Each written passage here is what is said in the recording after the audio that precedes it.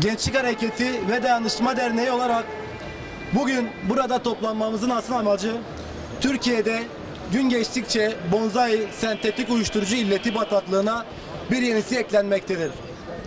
Türkiye'deki gençliğin üzerinde oynanan senaryolar, bu senaryoların nedenleri aptallaştırılmış, uyuşturulmuş, topluma faydası olmayan bitik, kayıp gençlik hedefini amaçlamaktadır.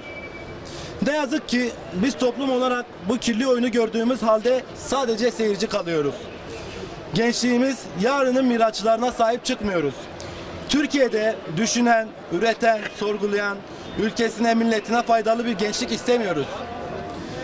Bizler bu yanlışın üzerine gitmezsek, gençliğimize, geleceğimize sahip çıkmazsak, tüm değerlerimiz ve gençliğimizi baştan kaybetmişiz demektir. Ölüm bu kadar ucuz olmamalı. Uyuşturucu illetine dur demeliyiz. Bu bonzai maddesi piyasada başka isimlerle adlandırılarak 2 TL gibi ucuz bir miktara satılarak gençlerimizi ölüme davet ettirmektedir.